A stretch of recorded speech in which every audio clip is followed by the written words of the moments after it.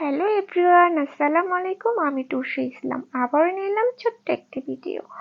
তো অনেকদিন পর বাসা থেকে বের হয়েছি। বাসাতে একদম বোরিং লাগতেছিল, একদম ভালো লাগতেছিল না। তো তারপর আমার বান্ধবীকে ফোন দিলাম যে একটু বাইরে বের হই।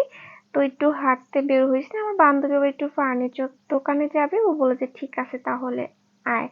তারপর আমি বের হয়ে গেছি 2 নাম্বার স্টেডিয়ামের এখানে। ওইটি ডাইনিং টেবিল দেখতেছিল, ডাইনিং টেবিলটা খুবই সুন্দর, খুবই ভালো লাগতেছিল। তারপর ওখান থেকে ডাইনিং টেবিল দেখে আমরা চলে আসলাম চাপড়ি দিয়ে ভর্তা খাবো।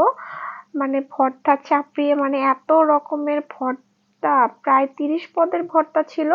আসলে কোনটা রেখে কোনটা খাবো, তারপর আমরা চাপড়ি নিয়েছি, ভর্তা নিতেছি, অনেক ধরনের ভর্তা।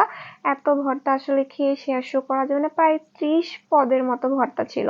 তারপরে আমরা এই তো চাপড়ি নিয়েছি, ভর্তা নিয়েছি। আর আজকের ওয়েদারটাও খুবই ঠান্ডা ছিল, বাতাস ছিল খুবই, তো ঝাল ঝাল ভর্তা দিয়ে চাপড়ি খেতে কিন্তু খারাপ লাগে না, খুবই মজা লাগছে। তারপরেই তো এখান থেকে খাওয়া শুরু করলাম, কোনটা রেখে কোনটা খাবো, এত প্রকারের ভর্তা। তো অনেকদিন পর আসলে এরকম এতগুলা ভর্তা দিয়ে চাপড়ি খাচ্ছি, চাপড়ি অনেকদিন ধরে খাওয়া হচ্ছে না।